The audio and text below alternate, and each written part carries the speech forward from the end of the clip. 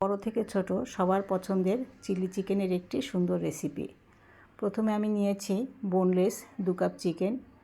এর মধ্যে দেব একটা ডিম, 1 চা চামচ রসুন বাটা, 1 চা চামচ আদা বাটা, 1 চা চামচ গোলমরিচের গুঁড়ো, সামান্য লবণ আর দেব 2 চা চামচ সয়া সস দিয়ে ভালো করে ম্যারিনেট করে রেখে দেব।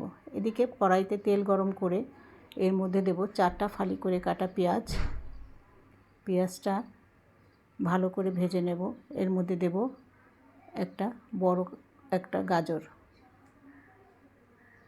গাজর দিয়ে আর পেঁয়াজটা আর গাজরটা ভালো করে ভেজে নেব। ভেজে তুলে এর মধ্যে দিয়ে দেব ম্যারিনেট করে রাখা চিকেনটা ভাজতে থাকবো। ভাজতে ভাজতে যখন এটা একদম সাদা হয়ে যাবে সেই মুহূর্তে চিকেনে দিয়ে দেব 3 কাপ পরিমাণ পানি। আর পানিটা যখন ফুটে উঠবে তখন এর মধ্যে দেব ভেজে রাখা গাজর আর পেঁয়াজ আর সাথে 5-6টা ফালি করা কাঁচামরিচ। যখন দেখব এগুলো ফুটতে ফুটতে যখন প্রায় সেদ্ধ হয়ে আসবে তখন দিয়ে দেব 3 চা চামচ নর্মাল পানিতে গুলিয়ে রাখা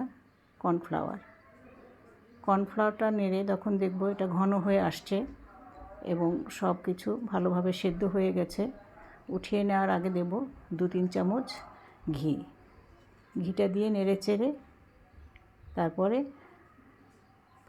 উঠিয়ে নেব। জালটা বন্ধ করে নেব। তৈরি হয়ে গেল দারুণ স্বাদের চিলি চিকেন।